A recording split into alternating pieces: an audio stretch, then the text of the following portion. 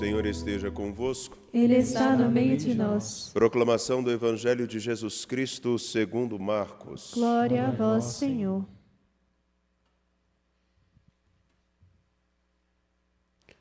Naquele tempo, os discípulos de João Batista e os fariseus estavam jejuando.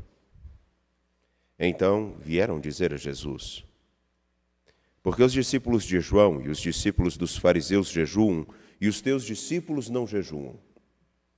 Jesus respondeu: os convidados de um casamento poderiam, por acaso, fazer jejum enquanto o noivo está com eles? Enquanto o noivo está com eles, os convidados não podem fazer jejum. Mas vai chegar o tempo em que o noivo será tirado do meio deles, aí então eles vão jejuar. Ninguém põe remendo de pano novo em roupa velha, porque o remendo novo repuxa o pano velho e o rasgão fica maior ainda. Ninguém põe vinho novo em odres velhos, porque o vinho novo arrebenta os odres velhos e o vinho e os odres se perdem. Por isso, vinho novo em odres novos. Palavra da salvação. Glória a vós, Senhor. Caríssimos, caríssimas, vocês que nos acompanham pela TV Horizonte, pela Rádio América, também pelos nossos canais no YouTube e Instagram, Mãe Piedade. Hoje, dia no qual nós fazemos a memória de Sebastião, mártir dos primeiros tempos da fé cristã, temos a oportunidade de escutar Marcos, capítulo 2, versículos 18 a 22. Afinal de contas, fazer ou não fazer jejum é a pergunta que está por detrás, feita pelos discípulos de João Batista a Jesus. Os discípulos de João, os fariseus, eles jejuam, e os teus discípulos não. E aqui está um dado importante, porque nesse momento, na sequência do Evangelho de Marcos, no capítulo 2, versículos 13 a 17, é o momento no qual Jesus chama Levi, logo depois Levi se levanta, segue Jesus após o chamado, e Jesus estava, logo depois, à mesa, na casa de Levi, comendo com cobradores de impostos e pecadores. Eles estavam à mesa. E então os mestres da lei perguntam, por que ele come com os cobradores de impostos e pecadores? Porque eles viram Jesus comendo com os cobradores de impostos e pecadores. Mas antes, Jesus tinha visto Levi. Ele observou a pessoa de Levi. Passado o tempo, ele, em convivência com aquelas pessoas todas, do convívio de Levi, do círculo de amizades de Levi, os doutores da lei veem Jesus comendo. Não veem Jesus, veem o que Jesus estava fazendo. E o que Jesus estava fazendo? Comendo com eles. O banquete é um sinal de festa. O banquete é um sinal de comunhão. Não chamamos qualquer pessoa para comer em nossa casa. Nós chamamos aquelas pessoas que nós queremos que partilhem da nossa vida, conheçam a nossa história, nossos parentes ou familiares mais íntimos, comam da nossa comida. E uma vez que nós somos convidados a almoçar, jantar, banquetear na casa de uma pessoa, ela praticamente está dizendo assim: participa um pouco mais intimamente da nossa vida.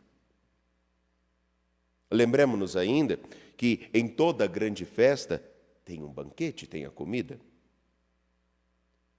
Ontem, no Evangelho, nós tivemos a oportunidade de olhar as bodas de Caná, aonde falta vinho, e Jesus, após os serventes terem enchido as talhas de água, cerca de 800 litros de água, Ele transforma essa água em vinho, e esse vinho é o vinho mais saboroso, que dá condições do banquete continuar, da festa continuar, a festa do casamento, a festa das núpcias, as núpcias que o Senhor nosso Deus quer em Cristo nosso Senhor e Deus realizar conosco. Deus nos assumiu como sua esposa, como sua amada, não como uma mulher com quem ele quer reatar a sua relação. Me lembro da homilia de ontem, às 15h. Não, ele vai olhar para aquela que ele amou e vai amar de tal modo que não importa o seu passado, eu vou te acolher como uma menina moça, uma donzela, e vou construir uma nova história com você. Não me importa o seu passado, o que importa é o amor que tenho por ti, e esse amor me fará contigo construir uma nova história. O noivo é o Senhor Jesus Cristo. A noiva é a comunidade dos discípulos, a igreja. E quem forma essa igreja? Todos aqueles que, como Levi e seus amigos que estavam à mesa com Jesus no capítulo 2, versículos 13 a 17, eram. Nós somos um pouco de cobradores de impostos, nós somos um pouco de prostitutas, nós somos um pouco de pessoas que não conseguem ter o coração tão focado no amor que nos é oferecido, mas que amamos. E a nossa busca todo dia, como peregrinos da esperança, ou peregrinos que andam pela história repletos da esperança naquele que olha para nós não por aquilo que nós somos, nem por aquilo que nós fizemos. Aliás, não olha por aquilo que nós fizemos, mas olha para nós por aquilo que nós somos. Ele é a nossa esperança. Ele nos assumiu por inteiro, com um amor singular, único. Então, a pergunta feita a Jesus: por que os discípulos de João e os discípulos dos fariseus e os teus discípulos não jejuam?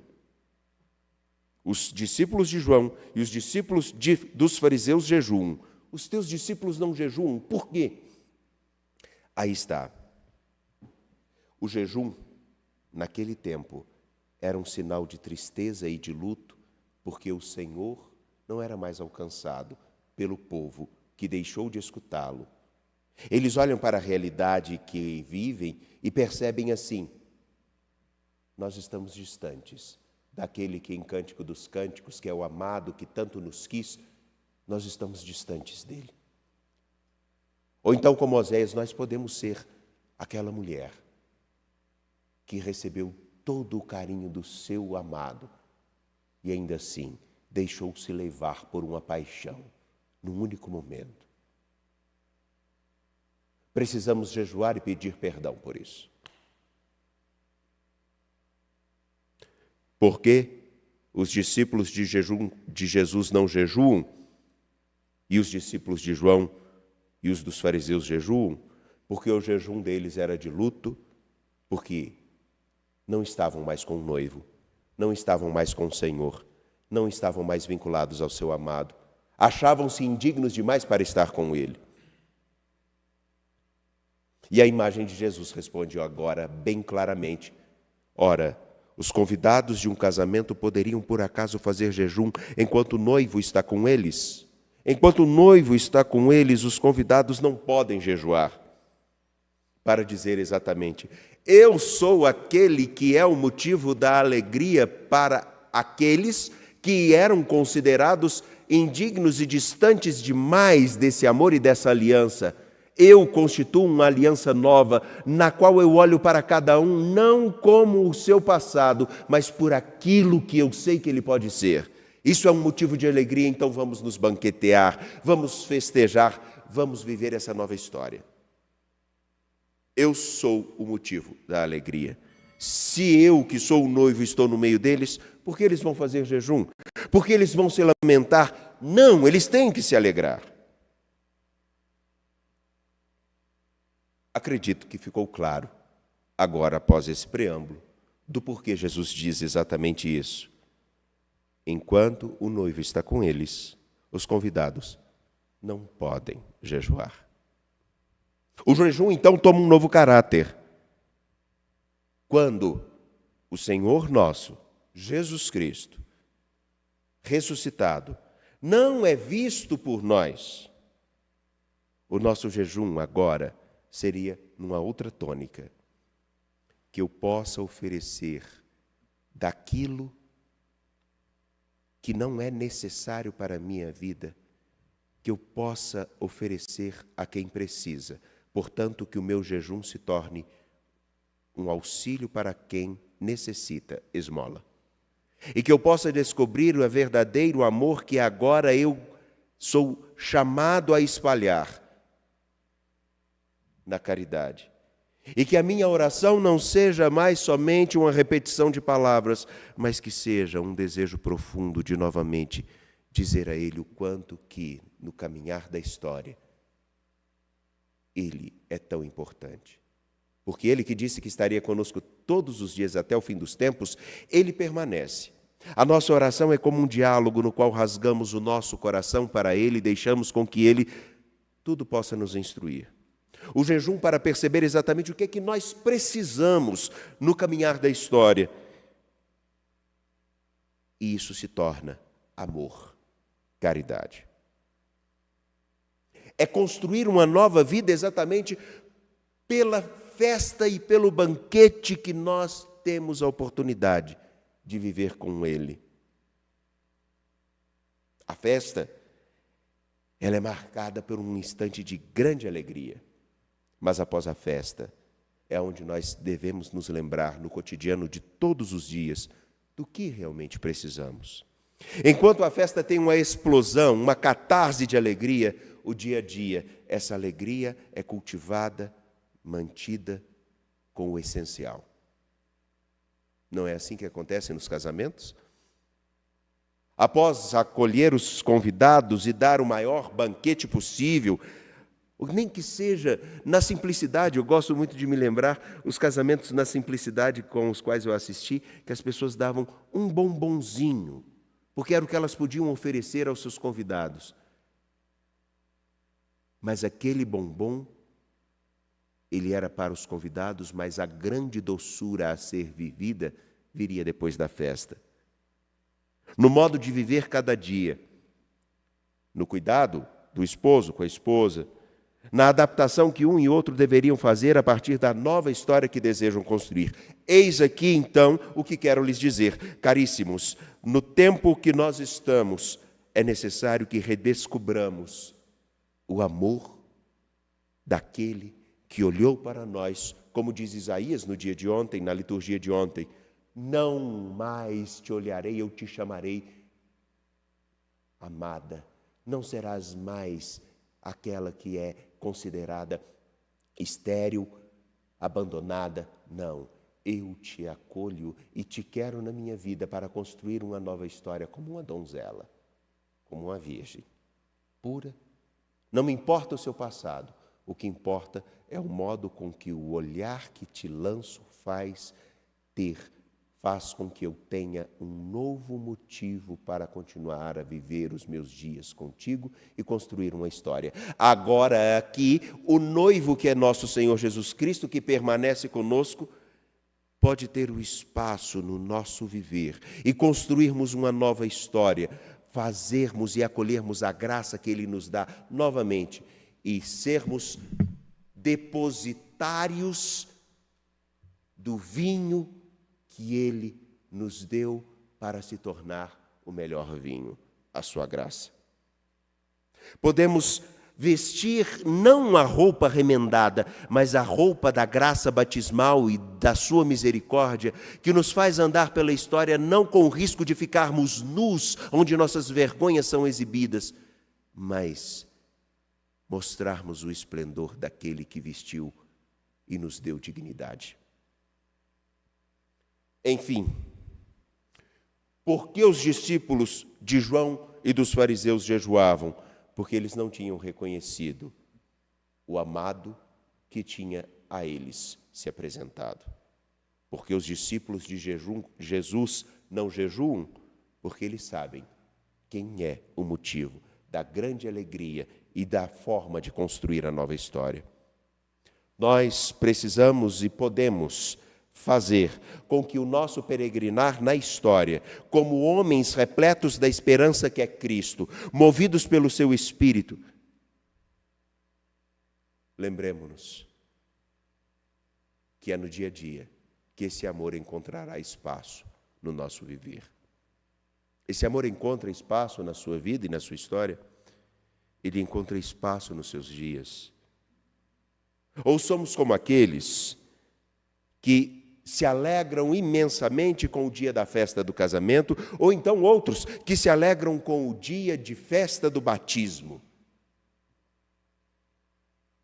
mas se esquecem de cuidar daquilo que foi dado no batismo, ou daquilo que foi conquistado e vivido na celebração do casamento. O batismo se vive todo dia. O casamento, o amor, todo dia. A fé, como discípulos de Jesus Cristo, também.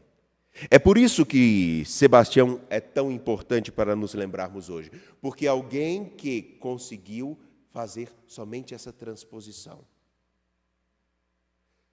de um homem guerreiro passa a ser um guerreiro que luta para que o Senhor chegue aos corações. Oferece aquilo que ele tem de mais essencial no seu viver, sua carne, não pelo sacrifício de derramamento de sangue ou pelo espancamento, não, mas a carne que se compromete em deixar com que o amor que recebeu se torne gesto concreto. Não pelas palavras bonitas que possa recitar, mas pelo olhar que alcançou aqueles a quem a mão se estendeu.